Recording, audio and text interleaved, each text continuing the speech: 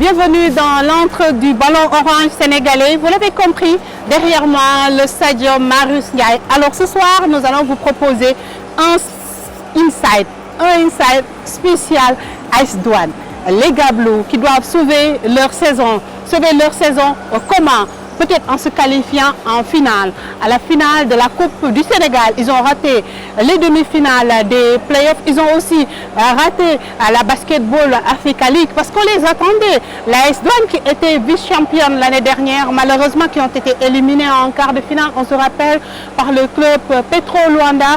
Désormais, il leur reste la Coupe du Sénégal avec un club qui a comme ambition chaque année être champion ou plutôt gagner un ou deux trophées mis en jeu malheureusement pour l'AS Douanes. Alors ce soir, comment est-ce que l'AS Douanes va vivre cette demi-finale face à l'éternel rival, le Dakar Université Club?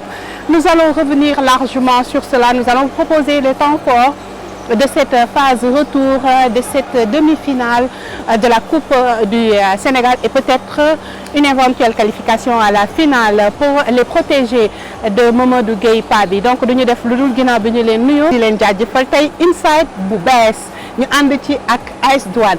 AS Douanes mi tàmmoon saa su ne wane boppam rawatina ci li nga xamante ne moom mooy play-off yi, mais malheureusement ñoom dañu leen éliminé ci demi-finale yi, rawatina la belle bi leen opposé avec l'éternel rival le Dakar Université Club. bu ñu dugaatee ci li nga xamante ne moom mooy parquet stadium Marius Ndiaye, on va retrouver les deux mêmes formations ñu disputer li nga xamante ne moom mooy phase retour demi-finale Coupe du Sénégal à l'aller. ñoom Gabelou yi amoon nañ quand même benn confort. Cette fois-ci, est-ce que dinañ ko gën a conforter pour leur permettre de décrocher cette fois-ci le ticket qualificatif pour la finale de la Coupe du Sénégal? Léegi lañ koy xam lu ñu def lu dul ñu dem ci biir proposer leen les temps forts de cette demi-finale suñu paree nag dellu si waat avec aussi les joueurs mais surtout l'entraîneur qui est aussi sélectionneur adjoint de l'équipe nationale masculine senior. Donc duñu def lu dul dugg proposer leen les temps forts de ce duel entre l'AS Douanes et le Dakar Université Club. Allez, c'est parti, ñu dem.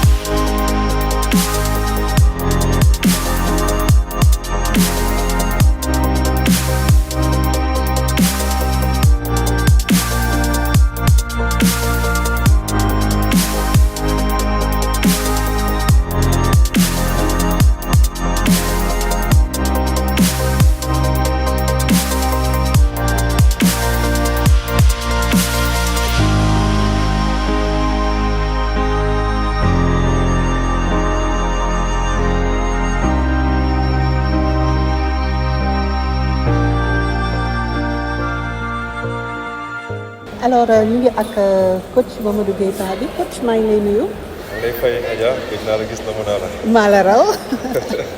Alors coach tey ban ressenti nga am? C'est vrai que phase aller bi amoon na benn matelas quand même bu assez confortable face au Dakar Université Club, mais là qualifié wu nga Coupe du Sénégal finale bi ban ressenti nga am juste après le match? Content naa d'autant plus que c'est le Dakar Université Club bi nga xam ne pratiquement moom la ñu éliminé demi-finale ba nga xam ne du ñu mën a conserver suñu titre de champion bi nga xam ne durant ces 7 dernières années suñu loxo la nekkoon affaire bu méttee nag tey jii nii suñu leen dóoree à l'année de 23 points daay ñëwaat au retour tamit daal leen gañewaat damay def rek si kontaan bi. Comme vous le savez, le but c'était vraiment de plus gagner le championnat. Malheureusement, on avait perdu les demi-finales contre l'équipe de Duc qui nous a battu 2-1. Or qu'on avait commencé bien, on avait gagné le game 1, le game 2 aussi, on menait jusqu'au 3e quart-temps, mais ils font un run de, je pense, 17-3, quelque chose comme ça pour finir le match qui nous fait perdre. Et ils étaient bien présents au game 3, ils nous ont gagné, donc ils sont en finale, félicitations à eux. Mais bien sûr que on peut aussi dire, là on est en finale de la Coupe nationale, il faut essayer de au moins finir la saison en beauté. Les choses ne vont pas toujours comme on le souhaite, mais il faut toujours remercier le bon Dieu parce qu'on ne sait pas la raison pourquoi il a décidé ainsi et on ne peut jamais changer le destin. Bon, tout d'abord, je suis sant Yàlla ci ndam bu ñu jox ci kaw suñu ndaataango comme ni nga ko waxee suñu rival muy Duc. Certes que amoon nañ avance bu rëy ci kawam mais match la rek parce que match basket tant que jeexul rek bul jàpp na yaa gagné 23 points d'écart bëri na mais soo xoolee mën nañ ko jëli soo xoolee bool bi paase rek am nañ ci expérience certes que ñu joué wuñu ko mais seetaan nañ ko. Nous avaient mené de 13 points, on a pris les 13 points, les amenés de 20 points. Ils ont su revenir au score et remporter le match à la dernière seconde. C'est comme ça, il faut être concentré de la première à la dernière seconde, ces genres de compétition.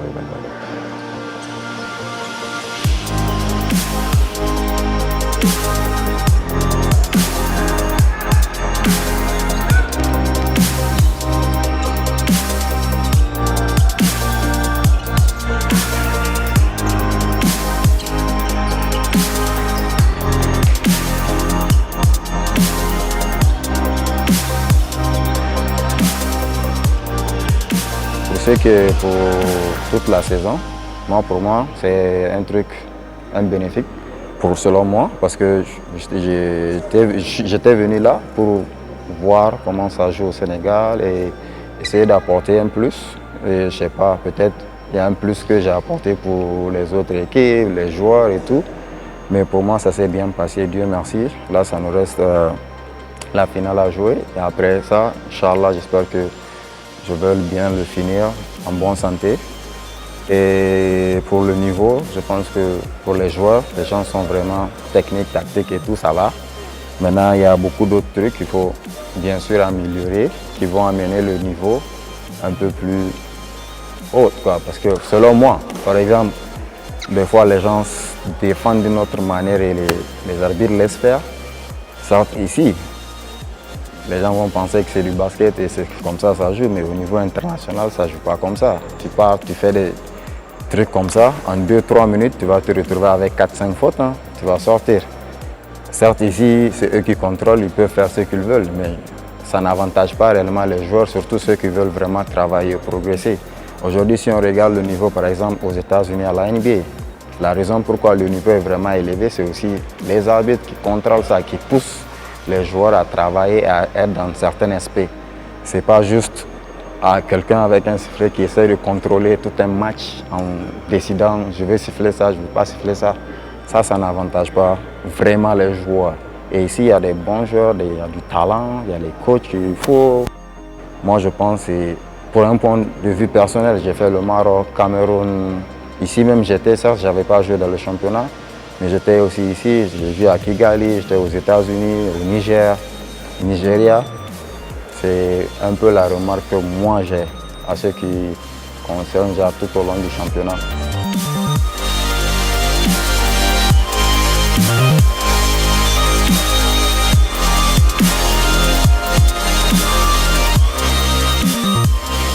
Mais dama gis xam nga premier mi-temps Duc moo leen mené d'1 point ou de 2 points.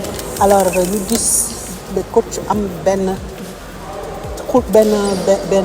yuuxu boo xamante ni yuuxu na ko même si moment boobu bu match bi yemoon foofu yéenay passé en finale. Alors comment est-ce que vous êtes sublimé en seconde période?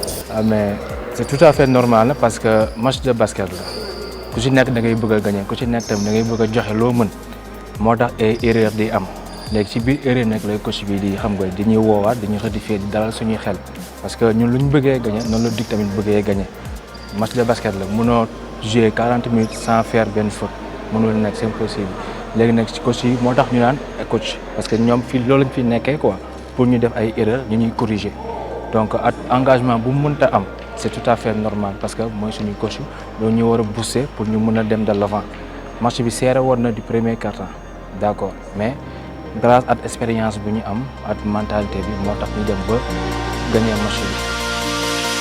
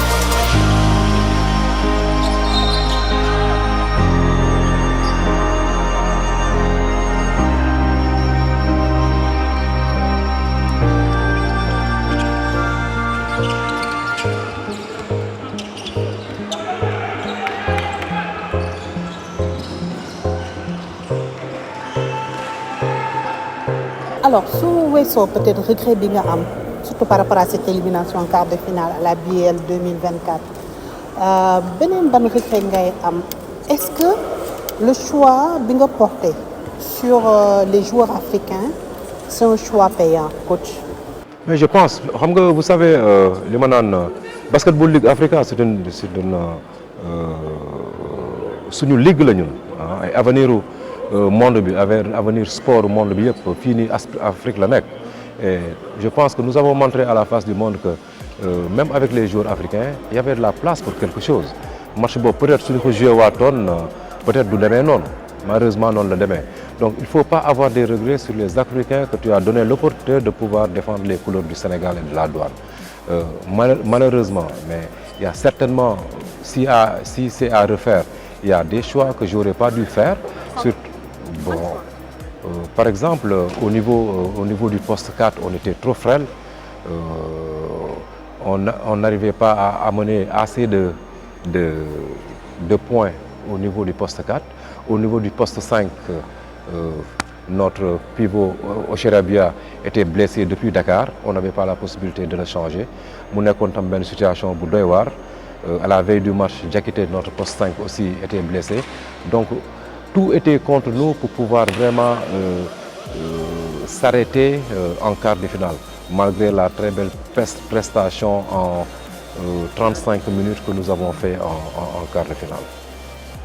Coach, malheureusement ñu ngi leen doon xaar play-off wax nga ko l'éternel rival le Dakar Université Club vous a éliminé il vous reste la finale de la Coupe du Sénégal avec peut-être ce trophée-là jàll qualifié nga finale peut-être boo ko remporté ban bilan nga mën a tirer ci cette saison? Un bilan négatif.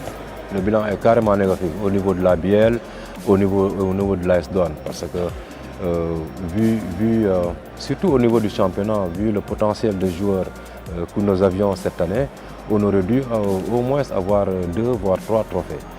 Malheureusement, le sport reste ce qu'il est. Mu demee nii mu demee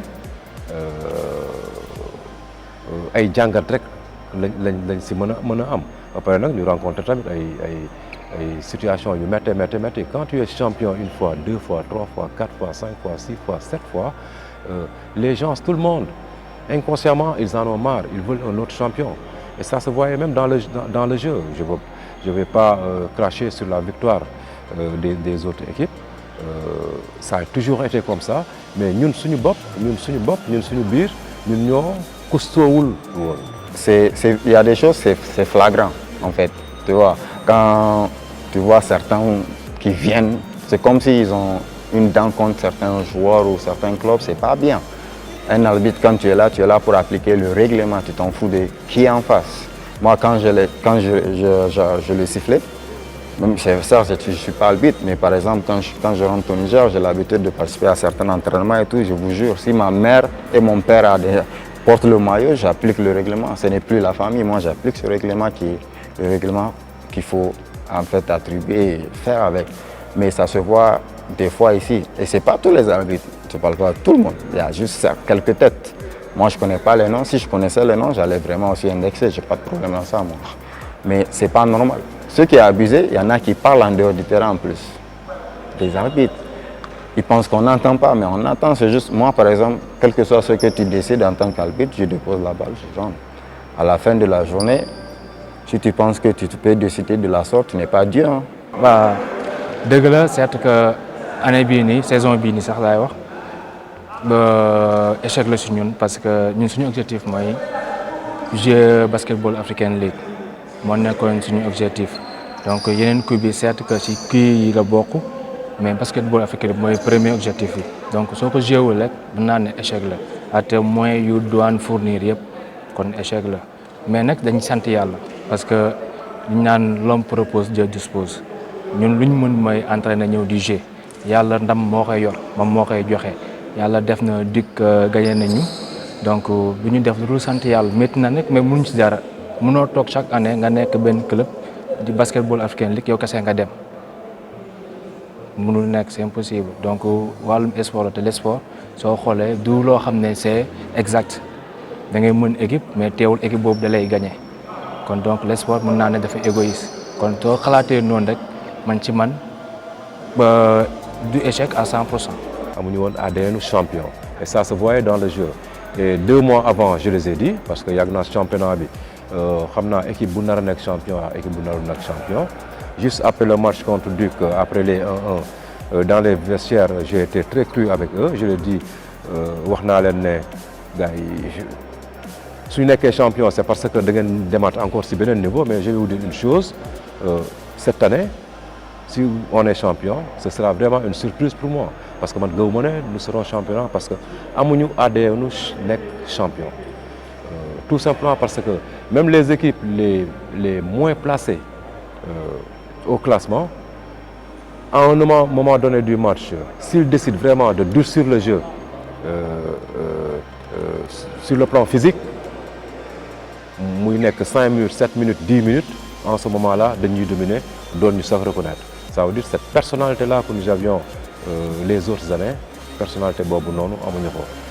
c'est pas facile nag comme ni nga ko waxee nii am nga rage bi dama ne dafay manqué wu fi juste que motivation moo amul parce que soo xoolee changement am na basketball African League soo xoolee ñu ko joué ñan ñoo fi nekk bëriwul ñaar wala ñett personnes ñoo ci nekk le reste yëpp joué wuñ ko man ci man frustration boobu da cee joué am ñoo xam ne seen yoon new ci quoi joué wuñ basketball African League mais c'est douane mooy joué ñoom dañ ciy gis seen bopp mais am ñoo xam ne gisuñu seen bopp léegi lu ñu war a apporter wuñ ko.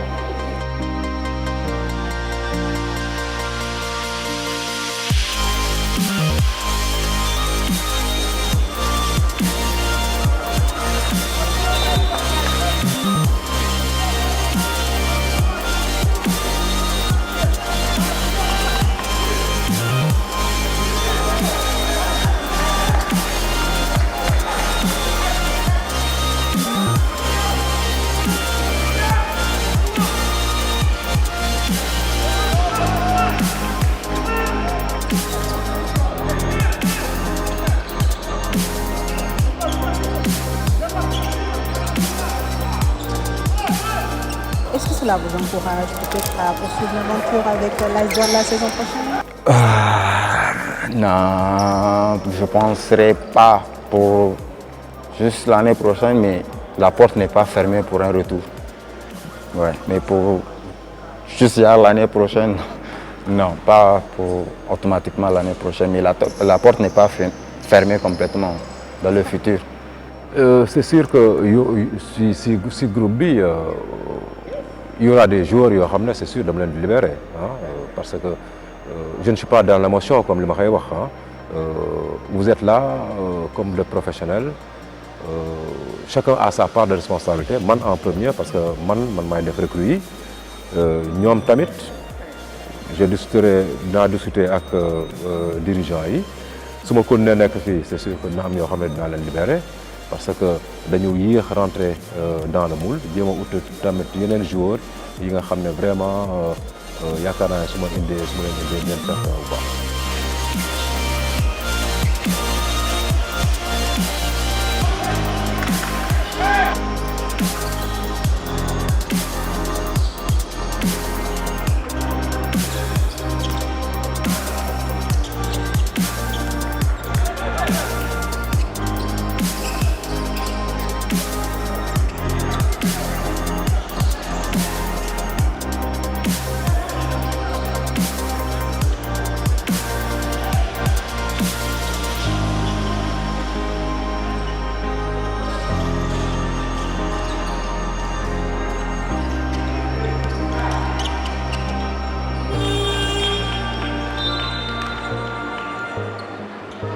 Alors, cette envie-là, mingi ci yow ba léegi continuer l'aventure avec AS Douanes parce que président moom bi ngeen jógee BL bi li mu wax leer na nee na il vous renouvelle sa confiance. Oui, à 200%. Ouais, mais vous, est-ce que vous avez toujours cette envie-là, coach? Pas à 200% pour dire vrai. Si j'ai vraiment ay contacts yu sérieux je préfère vraiment plier bagage, aller voir ailleurs pour vraiment essayer de découvrir encore autre chose quoi. Parce que là je suis fatigué, je suis exténué ci situation au championnat au Sénégal bi. lan moo la metti? li ma metti dafa bëri c'est-à-dire. Arbitrage la, administration la, qu'est-ce qui se passe? Il y a l'arbitrage ici, il y a des gens qui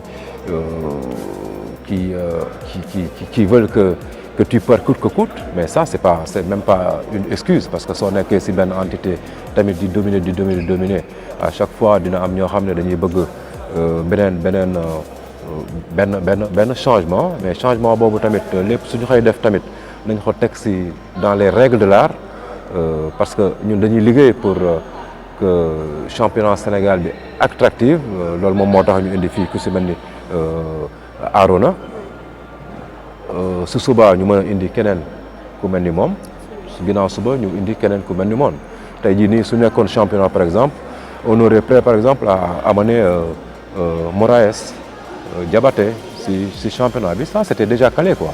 Malheureusement on travaille sur ça pour amener les très très grands joueurs ñu évoluer fii nii si championnat bi mais c'est dommage et pour nous pour le championnat sénégalais.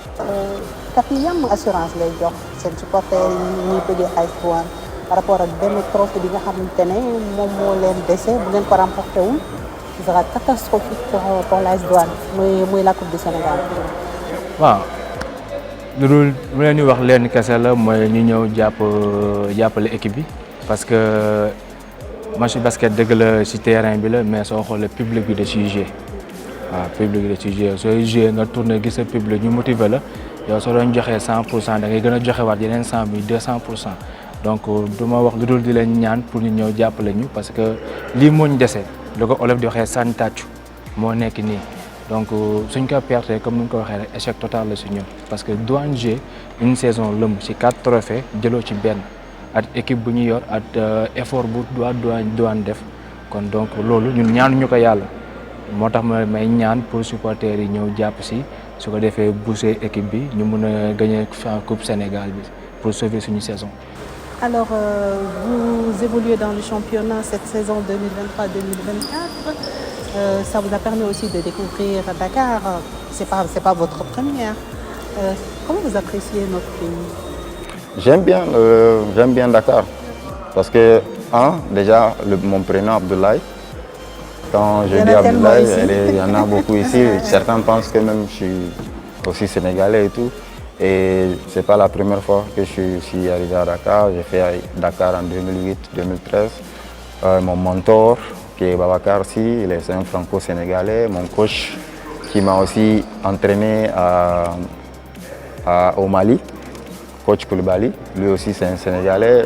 Coach Dam, tout l'entourage Giving Back, j'ai mon grand frère, Ibrahim Thomas, j'ai d'autres. Je connais beaucoup de personnes, quoi, on est comme une famille.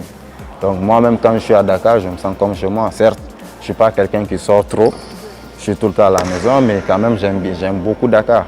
Alors le dernier mot c'est quoi? Et peut-être en wolof? Jërëjëf, di merci. Na nga def? Magnifique. Noo tudd? Alhamdulillah. Noo sant? Arona. Merci beaucoup Abdoulaye.